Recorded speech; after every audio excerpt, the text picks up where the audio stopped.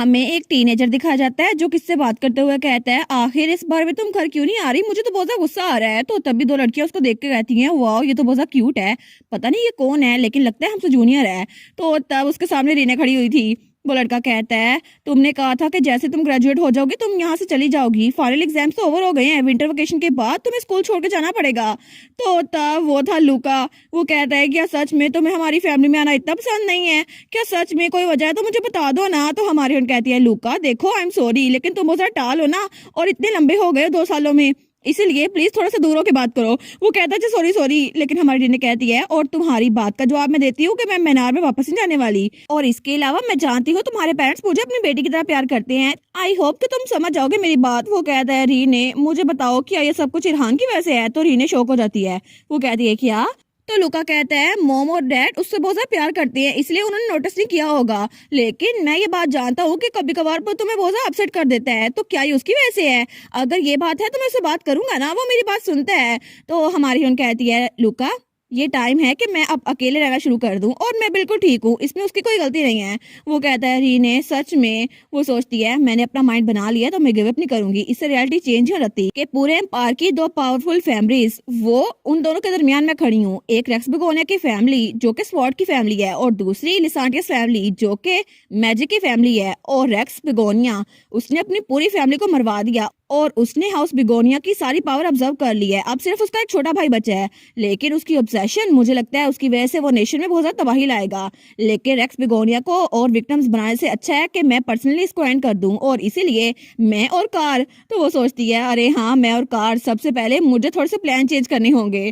तो तब थोड़ी देर बाद हमें गर्ल्स डॉर्मेट्री दिखाई जाती है। तो जेन कहती है, अच्छा तो तुम ग्रेजुएशन के बाद यहाँ से चल जाओगी, लेकिन तुमने कार्सियन को नहीं बताया? वो कहती है, नहीं अभी तक तो नहीं बताया, और इस बारे में सिर्फ तुम्हें और हांस को पता है, और ये थोड़ी कॉम्प्लिकेटेड स्टोरी है ना, इसीलिए मुझे बस यहाँ से जाना है। वो कहती है, क्या तुम दोनों की लड़ाई हुई है या फिर तुम लोग और दूर हो गए हो? तो रीना कहती है, नहीं नहीं उल्टू है, असल में मैं उसके करीब रहना चाहती हूँ ना, लेकिन मैं ओरिजिनली प्लान करी थी यहाँ कभी वापस ना हूँ, फिर भी कार्सियन से बात करके मैंने अपना माइंड बदल लिया है, और मैं कार्सियन पे गिव अप नहीं कर सकती।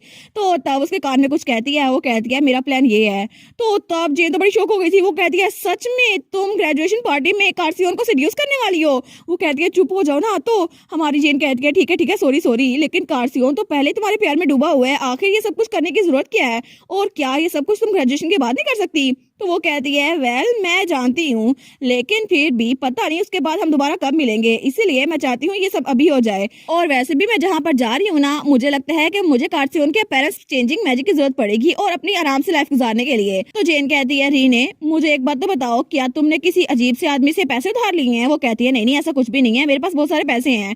तो वो कहती है, फिर मुझे बताओ ना क्या मसला है? तो रीना कहती है, इस प्लान में सिर्फ एक ही मसला है कि कार्सियन को मेरे लिए वेट करना पड़ेगा, लेकिन अगर उसका माइंड चेंज हो गया तो तब वो थोड़ा खामोश होती है। तो जेन सोचती है, ऐसा लगता है ये नर्वस हो रही है, क्योंकि इसको नहीं पता कार्सियन का दिल कब बदल जाए।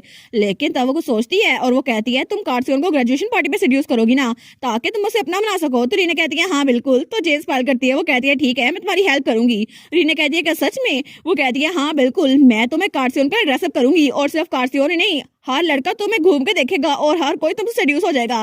वो कहती है, लेकिन मुझे तो सिर्फ कार्सियन चाहिए ना। और फाइनली टाइम गुजर रहा था, और वो दिन आ गया जब उनकी ग्रेजुएशन पार्टी होनी थी, और तब ग्रेजुएशन पार्टी में हर कोई एक लीगल अडल्ट बन चुका था, इसलिए वहां पर वाइन भी पेश की गई थी। और ग्रेजुएट्स वो तो वाइन और शैंपेन के ग्लास टोस्ट कर रहे थे, लेकिन उन्होंने अपना गार्ड डाउन नहीं किया था, और उनमें से ज्यादातर तो अपने पेरेंट्स के फुटस्टेप पर चले थे और हाई सोसाइटी में डेब्यू किया था। और इसके अलावा सब लोग प्रैक्टिकल लाइफ में भी आ गए थे। लेकिन हमारी रीना हमें बताती है, मेरा गोल आज का तो यही है कि कार को सिड्यूस करना है। तो तब सब लोग वहाँ पे बात कर रहे थे। वो सोचती है, ये पार्टी, मैं इस पार्टी में वो करके रहूंगी जो मैं करना चाहती हूँ। और तब वहाँ पे 2 लड़कियां भी थी। वो कहती है, क्या तुमने सुना कार्सियन और फियोर बगैर किसी पार्टनर के आए हैं? तो दूसरी कहती है, कार्सियन का तो मुझे पता है, उसने रीने से पूछा होगा, लेकिन फियोर अकेला क्यों है? और पिछले 2-3 सालों से वो अकेला ही है, उसके साथ कोई लड़की नहीं है। लेकिन स्टार्ट में तो उसके साथ हर वक्त कोई ना कोई लड़की होती थी ना, और ऐसा लगता है उसने स्पोर्ट्समैनशिप की तरफ अपने आप को डिवोट कर दिया है। तो तब फियोर वहाँ बैठा हुआ था। वो कहता है, ओए ऐसे टांग हिलाना बंद कर दो, तुम्हें देख के मुझे नर्वसनेस हो रही है। तो वहाँ कार्सियन खड़ा था। तो फियोर कहता है, मुझे लगा था तुमने कहा है कि तुमने अपने ऊपर सूथिंग मैजिक यूज किया है ताकि तुम्हारा माना एक्सप्लोड ना हो जाए, तुमने किया था ना? तो कार्सियन कहता है, हाँ मैंने किया था, लेकिन फिर भी मेरी नर्वसनेस खत्म नहीं हो रही। तो फियोर कहता है, मुझे यकीन नहीं आता कि तुम इतनी ज्यादा मेहनत कर रहे हो, लेकिन तुमने अपने ऊपर मैजिक भी यूज किया, फिर भी इतने नर्वस हो रहे हो। और दूसरी तरफ हमारी रीने उसको जे ने बिल्कुल तैयार कर दिया था। वो कहती है क्या तुम तैयार हो रीने, क्या तुमने रूम बुक किया? वो कहती है हाँ मैंने सबसे ज्यादा फैंसी होटल बुक कर लिया है। तो जेन कहती है तुम्हें ठीक तो लग रहा है ना? वो कहती है हाँ टाइमिंग परफेक्ट है और मैंने कुछ मेडिसिन भी बनाई है।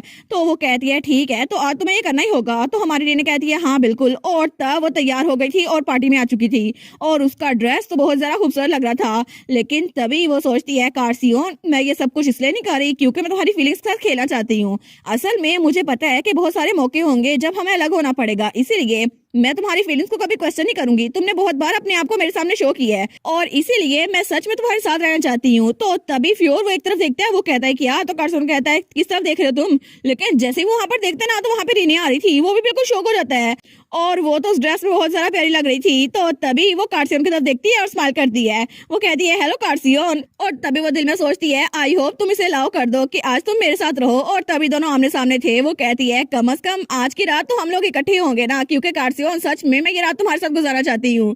लेकिन कुछ ही सेकंड बाद कार्सियन का तो मुंह खुला का खुला रह गया था। तो हमारी रीने सोचती है मैंने एक्सपेक्ट तो किया था लेकिन ये तो सच में फ्रीज हो गया। तो फ्योर कहता है लगता है ये तो आउट ऑफ ऑर्डर हो गया है। तो हमारी रीने कहती है हाँ हाँ ठीक है, वेल मुझे लगा था सब लोग अपनी बेस्ट करके आएंगे लेकिन जे ने आज कुछ ज्यादा मेहनत की है। तो फ्योर कहता है हाँ तुम अच्छी लग रही हो, लेकिन कार्सियन तो उस वक्त तक पत्थर का बन चुका था।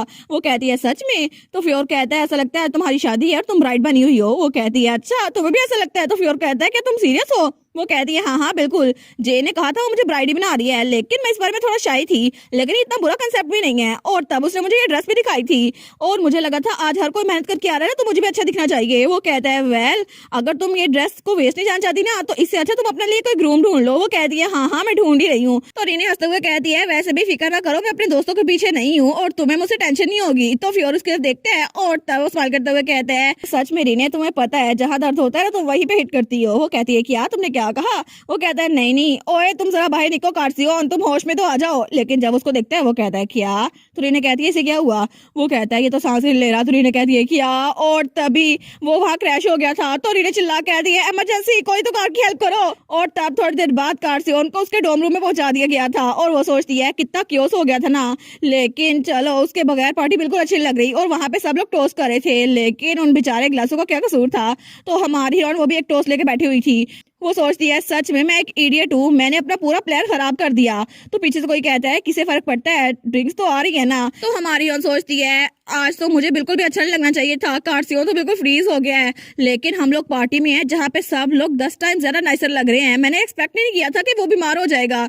और तब पीछे से आवाजें आई जा रही थी लेकिन रीना तो ड्रिंक किए जा रही थी। वो सोचती है मैंने एक्सपेक्ट ही क्या किया था, आई गैस के मैं कुछ ज्यादा प्रिटी लग रही थी, लेकिन कार्सियन तुम मुझे इतना सारा पसंद करते हो।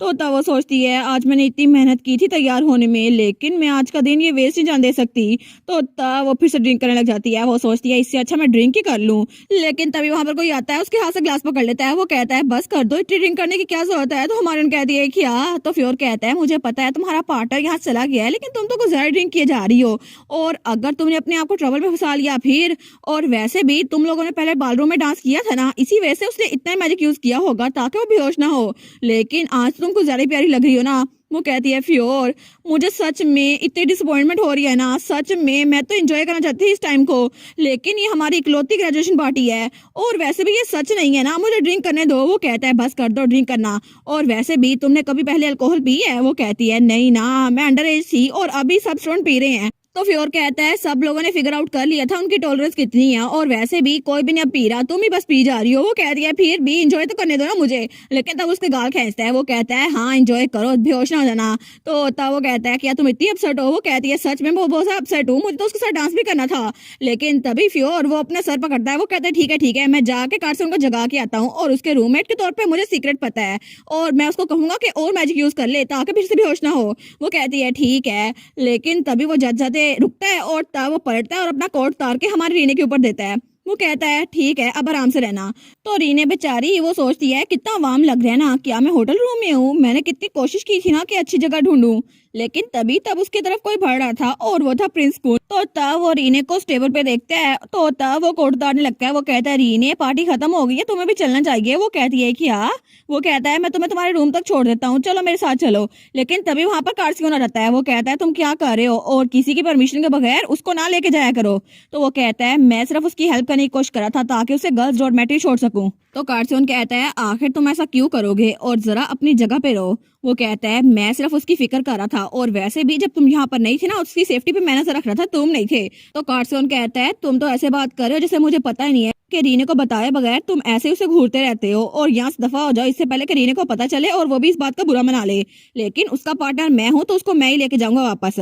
वो कहता है सच में तुम ओवरस्टेप नहीं कर रहे क्योंकि तुम उसके पार्टनर हो। और तब प्रिंस कुन कहता है और रीने ने कभी नहीं कहा वो मुझे पसंद नहीं करती और वैसे भी मेरी कोई रीजन नहीं है कि मैं तुम्हारी बात सुनूं।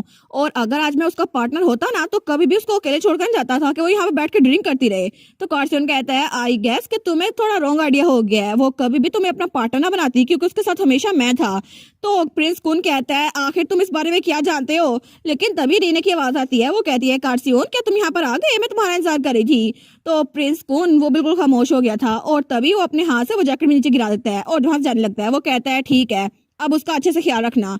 तो हमारा कार्सियोन वो रीने के पास आता है। तो रीने कहती है कार्सियोन क्या तुम हो। वो कहता है हाँ मैं ही हूँ रीने और आई एम सॉरी, पहले मैं बिल्कुल चकरा गया था लेकिन अब मैंने खुद पे ज्यादा सूथिंग मैजिक यूज किया है और चलो तुम्हारे डोम रूम में तुम्हें वापस छोड़ दूं। वो कहती है नहीं मेरे डोम रूम में नहीं जाना। वो कहता है अच्छा तो फिर कहाँ जाना है मुझे बताओ ना, मैं तुम्हें वहां ले चलता हूँ। तो हमारी हीरोइन कहती है क्रॉस रोड पे जो होटल है ना वहां पर। तो वो कहता है क्या। तो वो कहती है रूम नंबर 301 प्लीज मुझे वहां पर ले जाओ कार्सियोन। और ये कहते ही वो बेहोश हो गई थी। तो कार्सियोन बेचारा वो तो ब्लश किया जा था। वो कहता है क्या कहाँ लेके जाना है। और तब थोड़ी देर बाद वो रीने को उस होटल में ले आया था और उसको उस बेड पे लेटाने लगता है। लेकिन तब थोड़ी देर बाद उसको लेटा के वो वहां से जा रहा था तो रीने उसको हाथ पकड़ लेती है। वो कहती है प्लीज मत जाओ। तो कार्सियोन वो कहता है मैं किसी फीमेल स्टाफ मेंबर को बुला के लाता हूँ रीने, तुम्हें अपने कपड़ों को चेंज करना होगा ताकि तुम फ्रेश अप हो सको, ठीक है। तो वो कहती है प्लीज मत जाओ ना कार्सियोन। तो वो कार्सियोन को देखती है। वो कहता है रीने तुम ड्रंक हो और तुम इस पोजीशन में नहीं हो कोई डिसीजन बना सको और मैं सीरियसली कुछ गलत नहीं करना चाहता इसलिए प्लीज मुझे जाने दो। तो रीने उठते हुए कहती है बिल्कुल नहीं, ये आज का दिन ही होना था और ये सब कुछ मैंने खुद ही प्लान किया था इसलिए प्लीज कार्सियोन मत जाओ, ये सब कुछ मेरा ही प्लान था। क्या तुम्हें ये सब कुछ पसंद नहीं आया। तो कार्सियोन कहता है तुम क्या बात कर रही हो, मैं तो ये चाहता हूँ। और तब उसके हैंड पिक्स करता है। वो कहता है तुम्हें कोई आइडिया नहीं है कि इस वक्त तुम कितनी ज्यादा प्यारी लग रही हो लेकिन शायद मैं कुछ गलत कर दूं। तो तब वो उसकी तरफ हटता है, उसे किस करने लगता है लेकिन तभी रीने उसको पीछे धक्का देती है। वो कहता है क्या हुआ। तो रीने कहती है मैं तो अपने दांत ब्रश ही नहीं किए और मैंने प्लान किया था पार्टी छोड़ने से पहले दांत ब्रश कर लूंगी लेकिन मेरा बैग कहाँ पर है, शायद उसमें टूथब्रश हो, मैं बाथरूम में जाके टूथब्रश करके आती हूँ। वो कहता है अच्छा बस कर दो, मैं प्योरिफिकेशन मैजिक यूज कर लेता हूँ। तो तब उस पर मैजिक यूज करा था लेकिन वो कहता है तुम्हें पता है ना प्योरिफिकेशन मैजिक यूज करने से वो अल्कोहल भी तुम्हारे सिस्टम से रिमूव हो जाएगी। वो कहती है हाँ ठीक है। तो वो कहता है ये तुम्हारा आखिरी चांस है, अगर अभी तुमने मुझे रोका ना तो ठीक है वरना मैं इसको हाँ ही समझूंगा। तो रीने कार्सियोन से कहती है मेरी तरफ से हाँ ही है क्योंकि मैं यही चाहती थी।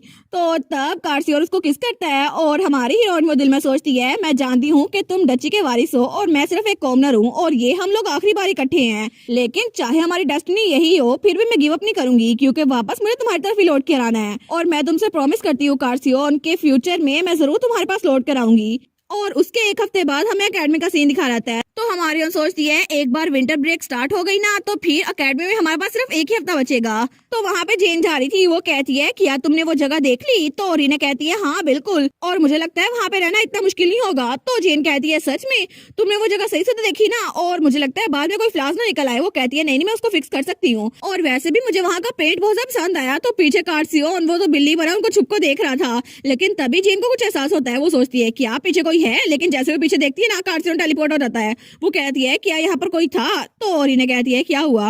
वो कहती है मुझे लगता है यहाँ पर कोई था। तो रीने कहती है शायद कोई गुजरा होगा ना, वैसे भी यहाँ पे बहुत सारे लोग होते हैं। तो जेन कहती है अच्छा मुझे ये बताओ ना क्या तुम इस बारे में खुश हो कि फाइनली तुमने अपना घर देख लिया। तो रीने कहती है हाँ बिल्कुल बहुत ज्यादा अच्छा था ना। और रीने वो अपना फ्यूचर हाउस देखने के लिए गई थी। वो सोचती है ये कंट्री साइड में घर है लेकिन मैं वहाँ पर अकेली रहूंगी और वो दिल में सोचती है आई थिंक हाँ हर चीज में अच्छा है सिवाय अपनी पढ़ाई के और वो तो रियल स्टेट में मास्टर कर चुका है और हास ने वो घर ढूंढा था। तो जेन कहती है अच्छा हुआ ना तुम्हें अच्छी जगह मिल गई लेकिन ग्रेजुएशन के बाद हमें भूलना मत। वो कहती है फिक्र ना करो मैं भी बहुत ज्यादा सैड होंगी लेकिन मैं वापस जरूर आऊंगी।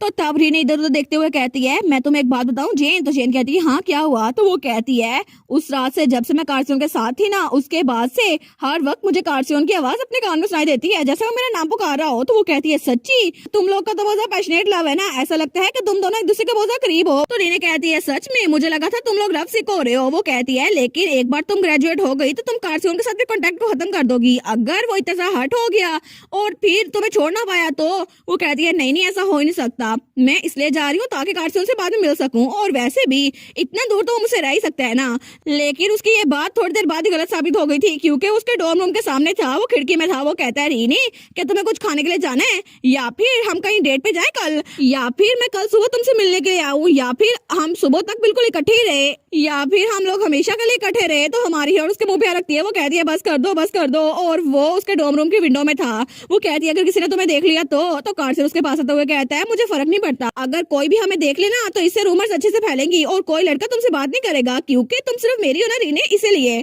और तब उसका हाथ पकड़ते हुए कहता है मैं बहुत ज्यादा अच्छा बन के रहूंगा, तो प्लीज मुझसे दूर ना जाना। तो हमारी हीरोइन वो सोचती है ये तो बहुत ज्यादा बुरा हुआ, हम लोग ग्रेजुएट होने वाले हैं, लेकिन कार्सियन तो मुझे अकेला छोड़ता ही नहीं है, अब मैं क्या करूँ इस बारे में। और दूसरी तरफ हमें लिसांटियस मीनार दिखा रहता है, जहाँ पे हमारा कार्सियन का डैड बैठा हुआ था, ड्यूक लिसांटियस। लेकिन तब एक रिपोर्ट को देखता है। वो सोचता है रीने ने कहा था कि मैं ग्रेजुएट होने वाली हूँ तो मेरा ड्रेस चेंज हो जाएगा और मैं बहुत ज्यादा दूर जाने वाली हूँ। तो वो सोचता है एम्पायर की बेस्ट एकेडमी से ग्रेजुएट होने के बाद वो कहीं और जाना चाहती है। ये तो बहुत ज्यादा अजीब होगा ना कि वो कंट्री साइड में जाना चाहती है। आई सपोज कि मुझे इस मामले में दखलंदाजी करनी होगी। वो कहता है इधर आओ। तो बटलर उसके पास आता है। वो कहता है जी और ग्रेस। तो तब वो कहता है ठीक है, इस एड्रेस के इर्द गिर्द के रेसिडेंस ढूंढो और उस जगह की सारी बिल्डिंग को खरीद लो। तो तब दूसरी तरफ हमें हमारी हीरोइन दिखा जाती है। वो सोचती है ग्रेजुएशन के पार्टी के बाद एकेडमी बहुत ज्यादा हेक्टिक हो गई, क्योंकि न्यू ईयर के स्टूडेंट यहाँ पर आने वाले हैं और इसलिए मुझे ये जगह छोड़ के जानी पड़ेगी। तो उसके साथ जेन भी थी। वो कहती है रीने हमारे लेटर्स आ ही गए। वो कहती है क्या, कौन से लेटर? वो सोचती है मैं भी पूरी तैयारी करी थी इस जगह को छोड़ के जाने की, लेकिन जेन कहती है ये वही लेटर है जो हमने अपने फर्स्ट ईयर में लिखे थे अपने फ्यूचर सेल्फ की तरफ, और वो लोग डोम रूम छोड़ने से पहले हमें ये वापस दे रहे हैं। तो रीने कहती है सच में? तो वो सोचती है इससे मुझे याद आया कि फर्स्ट ईयर में हास मेरे पीछे पड़ा हुआ था, तुम्हारी रूममेट ने अपने लेटर में क्या लिखा हुआ है, लेकिन मुझे पता नहीं था कि ये लोग अब तक डेट भी कर रहे होंगे, वरना मैं इन दोनों को पहले ही मिलवा देती। और तब वो तो स्माइल करती है। वो सोचती है मेमोरीज। तो तब जेन कहती है इसके अलावा तुम्हारा एक और लेटर भी आया, उसके साथ एक पैकेज भी है। वो कहती है सच में? ये तो कंदस ने भेजा है ना, ये तो बड़ा जबरदस्त है। तो जेन कहती है इसको खोल कर देखो इसमें क्या है। तो वहाँ पे लिखा हुआ था कांग्रेचुलेशन तुम्हारी ग्रेजुएशन पे रीने, और मैं तुम्हारे फ्यूचर की तरफ तुम्हें देना चाहता था, इसलिए मैं तुम्हें भेज रहा हूँ, और मुझे लगता है जब टाइम आएगा ना तुम्हें इसकी जरूरत पड़ जाएगी। आई होप कि सिर्फ तुम अपने लिए जियो। तुम्हारा टीचर और दोस्त अकेंदस। तो तब जेन कहती है वाह ये तो बहुत प्रिटी डैफोडिल ग्लास है ना, लेकिन ये आवर ग्लास की तरह इसके अंदर कुछ लिक्विड है, इसके अंदर सैंड नहीं है, कितना यूनिक कलर है ना। रीने कहती है हाँ बिल्कुल। वो कहती है इसके अलावा तुम्हारी आंट की तरफ से भी एक लेटर आया है। वो कहती है अच्छा। तो जेन कहती है दूसरा लेटर? तो वो कहती है ये तो मेरे फ्यूचर हाउस के लैंडलॉर्ड के बारे में है। तो जब उस लेटर को खोलती है वहाँ लिखा था डियर रीने मैं कॉन्टेक्ट कर रहा हूँ कि हमारा वर्बल एग्रीमेंट उसको हम चेंज कर रहे हैं, और मैं तुम्हें बताना चाहता हूँ कि वो घर तुम्हें नहीं मिल सकता। तो वो दोनों कहती है क्या? तो आगे लिखा हुआ था क्योंकि बहुत ज्यादा अमीर इंसान ने सारी की सारी बिल्डिंग बहुत ज्यादा महंगे दामों में खरीद ली है, और इसलिए मैं ये घर तुम्हें सेल नहीं कर सकता। और ये घर खरीदा था ड्यूक लिसांटियस ने ताकि रीने ड्यूक के घर में आके रहने लग जाए उसकी बेटी बनकर। तो रीने तो बड़ी परेशान हो गई थी। वो सोचती है मैं तो सारे बॉक्सेस पहले पैक कर लिए हैं, लेकिन तब वहां पे नीचे गिर गई थी। वो कह दिया मैं क्या करूं, कल तक मुझे रूम खाली चाहिए, कल तक मुझे रूम खाली करना है, लेकिन आखिर ये सब कुछ कैसे हो गया? तो जेन कहती है रीने, वो कहती है मैं आखिर अब कहाँ जाऊं, कौन सा घर ढूंढूं, आखिर इतनी मुश्किल से मुझे एक घर मिला था, अब वहां पे भी नहीं जा सकती। तो तब जेन खड़ी होती है। वो कहती है मैं थोड़ी देर में वापस आ जाऊंगी, यहाँ से 1 इंच भी ना हिलना। तो रीने तो वहीं पड़ी हुई थी। वो सोचती है मैं कहाँ जाऊंगी, आखिर कौन सी जगह है। और थोड़ी देर बाद शाम हो चुकी थी और इन्हें अपनी बेड पे लेटी अपना फ्यूचर सेल्फ वाला लेटर पढ़ रही थी, और उसने उसमें लिखा हुआ था इस वक्त तो मैं बहुत ज्यादा खुश हूँ, और उसे याद आता है ये वो वक्त था जब उसने नए दोस्त बनाए थे। वो सोचती है मैं भी बहुत ज्यादा खुश हूँ, लेकिन मुझे नहीं लगता कि ये सब कुछ अच्छे से चलने वाला है। मेरा प्लान तो बिल्कुल बेकार गया कि मैं एक नए घर में जाऊंगी, लेकिन शायद मुझे एक प्लान भी बनाना चाहिए था, मुझे बैकअप प्लान भी बनाना चाहिए था। तो तब वो उठती है और उस आवर ग्लास को देखती है। वो सोचती है अकेंदस ने अपने लेटर में लिखा है तुम्हें सिर्फ अपने लिए जीना होगा रीने, लेकिन अकेंदस अपने लिए जीना क्या होता है, और मेरे पास मेरे फ्रेंड्स है, मेरी फैमिली है, इसलिए मैं अकेले तो नहीं जीना चाहती। क्या सच में इसको जीना कहते हैं? क्योंकि मेरा प्लान वो तो फेल हो गया ना। लेकिन तभी उसको दस्तक सुनाई देती है। वो सोचती है डोर तो उस तरफ है, यहाँ पर कौन आ गया? तो तब खिड़की में कार्सियन था। वो कहती है कार, लेकिन वो कहता है गुड इवनिंग रीने। रीने कहती है क्या हुआ, तुम तो बहुत बिजी हो गए ना। तो कार्सियन कहता है मेरे पास एक फेवर है मांगने के लिए, क्या तुम मेरी बात सुनोगी? वो कहती है ठीक है बताओ मुझे। वो कहता है असल में मुझे उम्मीद है कि तुम्हें ये पसंद आएगा, तुम ये करोगी। वो कहती है ये सब कुछ कहने की क्या जरूरत है, सीधी बात कर दो ना। और वो सोचती है ये तो तब से इतना क्यूट एक्ट कर है जब से हम लोग उस रात इकट्ठे थे। तो कार्सियन कहता है हम लोग इकट्ठे रहते हैं रीने। वो कहती है क्या? वो कहता है मैं हमेशा तुम्हारे साथ रहना चाहता हूँ रीने। तो रीने बेचारी उसका दिल तो बहुत धड़क रहा था। वो सोचती है क्या? तो कार्सियन कहता है मदर किसी मेड को ढूंढ रही है अपनी कंपेनियन के तौर पर, और वो तो बहुत एनर्जी से फुल है ना, इसलिए उनके साथ रहना बहुत मुश्किल होता है। लेकिन मुझे लगा था शायद तुम इंटरेस्टेड होगी, तुम्हें क्या लगता है? तो हमारी रीने तो अपना दिल पकड़ लेती है, वो सोचती है मुझे लगा था ये मुझे शादी के लिए प्रपोज कर रहा है। तो कार्सन कहता है रीने, वो सोचती है अच्छा हुआ ना इसने ये सब कुछ नहीं किया, क्योंकि सिचुएशन कितनी ज्यादा ऑकवर्ड हो रहती ना। लेकिन अगर मैं रिसार्टिस मीनार में रही तो तब वहाँ पे रेक्स कभी नहीं आ सकता, और वैसे भी मैं वहाँ पे एम्प्लॉयमेंट के लिए जा रही हूँ, इसीलिए किसी का टेंशन मेरी तरफ नहीं आएगी और किसी को फर्क भी नहीं पड़ेगा मैं डिसअपीयर हो रही हूँ। इस तरह अगर इन दोनों के दरमियान जंग भी हुई ना, फिर भी ड्यूक और डचेस पता नहीं वो कैसा रिस्पॉन्ड करेंगे, इसलिए मुझे कुछ सोचना होगा। लेकिन फिर भी दोनों फैमिली तो बहुत ज्यादा इंपॉर्टेंट है ना, अगर उन्होंने मुझे बाहर निकाल दिया तो कार्सन उसके देखते हैं, वो उसका हाथ पकड़ते हुए कहता है इट्स ओके रीने, मुझे नहीं पता तुम किस बारे में फिक्रमंद हो, लेकिन मैं हमेशा तुम्हारी साइड पे रहूंगा और चाहे कुछ भी करना पड़े ना मैं तुम्हारी हेल्प के लिए करूंगा। तो रीने वो तो हंसने लग जाती है, तो कार्सन सोचता है रीने हंसी, मेरी बात सुनकर हंसी, ये तो कितना अच्छा दिन है ना, हम लोग जब से मिले ना आज 1095 दिन है और मुझे तो बहुत अच्छा लग रहा है। तो रीने हंसते हुए कहती है मुझे माफ करना हंसने के लिए। वो सोचते हैं तुम्हें माफी मांगने की जरूरत नहीं है, क्योंकि तुम्हारे साथ रहना तो मुझे बहुत अच्छा लगता है।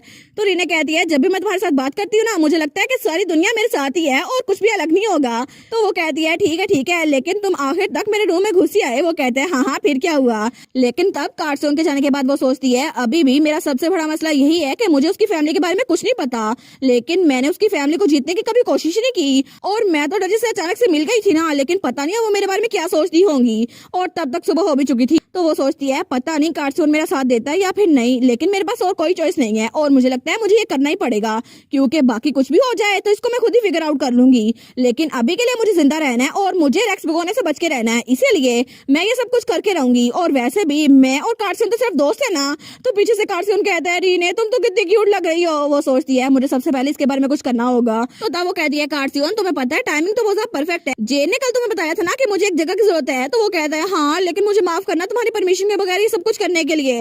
वो कहती है कोई बात नहीं, क्योंकि मुझे तुम लोग पे यकीन है और वैसे भी अच्छा सोल्यूशन है ना, तो कम ऑन हम लोग चलते हैं और मैं तुम्हारे साथ रहकर बहुत ज्यादा खुश रहूंगी और तुम्हारे घर में काम करना तो बहुत ज्यादा अच्छा लगेगा। तो कार्सियन वो तो ब्लश किया जा रहा था, तो वो सोचती है आई स्वेयर हम लोग सिर्फ दोस्त है, लेकिन ये बात कभी नहीं बदल सकती कि हम लोग दोस्त ज्यादा कुछ नहीं बन सकते। लेकिन अगर ऐसा कुछ हुआ तो ये मेरे लिए बहुत इंपॉर्टेंट फैक्ट होगा। लेकिन रीने उसको तो पता ही नहीं था कि वहाँ पे डचेस उसका इंतजार कर रही थी, और जैसे वो उस घर में पहुंची थी ना तो डचेस कहती है welcome dear daughter in law, और डचेस तो बहुत ज्यादा खुश थी, और जो रीने ने सोचा था ना वैसा तो कुछ भी नहीं हुआ था। और दूसरी तरफ हमें पिछले दिन का सीन दिखा रहता है जब वो बटलर ड्यूक के पास आता है। वो कहता है योर ग्रेस मैंने आपके ऑर्डर को फॉलो किया और सारे के सारे घर खरीद लिए हैं। तो ड्यूक कहता है ठीक है, अगर उसके रास्ते में कोई रुकावट है ना तो मैंने सबसे छुटकारा हासिल कर लिया, अब रीने के पास कोई रीजन नहीं है कि वो मेरी अडॉप्टेड डॉटर ना बन जाए, जैसा बाप वैसा बेटा। तो तब वो तो अकेडमी के सामने खड़ा था, वो कहता है आ जाओ मेरी प्यारी बेटी रीने। लेकिन तब तो शाम भी हो चुकी थी और 8 घंटे बाद भी रीने बाहर नहीं निकली थी। वो सोचता है कि आखिर रीने कहाँ पर गई, वो मेरे घर नहीं आने वाली। और तब अगले दिन जब वो घर पहुंचा था ना तो जज कहती है लियोनार्ड तुम आखिर इतने लेट क्यों हो, हमारे घर एक फैमिली मेंबर और आया है, तुम हमारे साथ डिनर क्यों नहीं करते। वो कहता है मुझे माफ करना सिल्विया, लेकिन मैं रीने को लेने के लिए गया था मगर मुझे वो मिली नहीं। और तब वो अंदर आ रहा था, वो सोचता है पता नहीं मेरी परफेक्ट डॉटर कहाँ पर गई होगी, क्या उसके साथ कुछ हो गया है, क्या मैं उसको मिसिंग रिपोर्ट कर दूं। लेकिन तभी वहां पर रीने आइसक्रीम खा रही थी। वो कहती है वाह ये आइसक्रीम तो बिल्कुल ग्रेट डिजर्ट है। तो डचेस कहती है सच में हम इस तरह की 10 और ऑर्डर करें। वो कहती है नहीं नहीं बस एक ही काफी है। लेकिन तभी ड्यूक उसकी आवाज सुनता है, उसके पास आता है, वो कहता है रीने क्या सच में ये तुम हो। तो वो कहती है अच्छा ये आप हैं। तो डचेस कहती है क्या आप है, मतलब तुम लोग मिल चुके हो। वो कहती है नहीं नहीं मेरा मतलब है। तो रीने के कुछ कहने से पहले ही कार्सियोन की मॉम डचेस सिल्विया वो कहती है क्या तुम लोग पहले मिल चुके हो, कितना अच्छा हुआ ना कि हम लोग बिल्कुल एक फैमिली है ना। तो ड्यूक भी स्पेल करा था, वो कहता है वंडरफुल है ना कि तुमने इसको पहले एक्सेप्ट कर लिया सिल्विया, अच्छा हुआ तुम लोग अच्छे से रह रहे हो। तो हमारी रीने कहती है एक्सक्यूज मी मैं यहाँ पर सिर्फ एक मेड बन के आई हूँ, लेकिन आप लोग अगर मुझे ऐसे ट्रीट करेंगे ना तो हमारी हम दिल में सोचती है और वैसे भी एक ड्यूक है मुझे कभी पता क्यों चला, और उसके अलावा ये कार्सियोन के फादर भी हैं।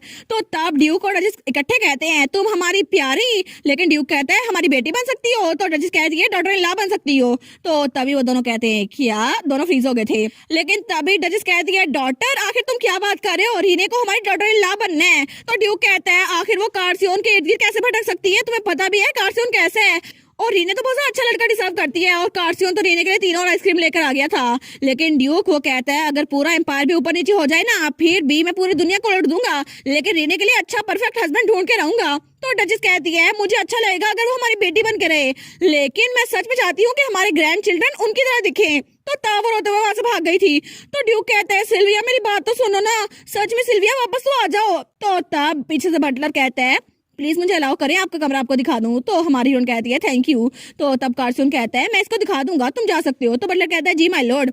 तो रीना कहती है नहीं नहीं कोई बात नहीं, मुझे बाकी स्टाफ मेंबर से भी बात करनी है, मैं यहाँ पर मेड बन कर आई हूँ। तो वो कहता है लेकिन, तो रीना कहती है ये मेरी वर्क प्लेस है कारसियोन, और मुझे ये ना बताना कि तुमने वर्क का बहाना बनाकर मुझे यहाँ पर रखा हुआ है ताकि मैं तुम्हारे साथ रह सकूँ। और हालांकि उसने यही किया था, तो वो मुंह पीछे कर लेता है। तो रीना कहती है ठीक है तुम फिक्र ना करो, मैं पूरा टाइम निकालूंगी ताकि तुम्हारे साथ वक्त गुजार सकूं। वो कहता है सच में रीने? तो रीना कहती है हाँ पक्का श्योर, लेकिन प्लीज अभी जाकर अपने मोम और डैड को तो समझाओ। लगता है ड्यूक और डचेस दोनों को कोई गलतफहमी हो गई है कि मैं यहाँ पर मेड बनकर नहीं, उनकी डॉटर या डॉटर इन लॉ बनकर आई हूँ। तो वो कहता है ठीक है। और इसी के साथ ये वाला पार्ट यहीं पर ख़त्म। तो आप लोग बताइएगा आप लोग को ये पार्ट कैसा लगा, और वीडियो को लाइक और चैनल को सब्सक्राइब लाजमी कीजिएगा। बाकी वीडियोस का लिंक भी स्क्रीन पर नज़र आ रहा होगा, तो काइंडली उनको भी चेकआउट कर लें। और thank you so much for watching my videos. Stay safe, bye bye.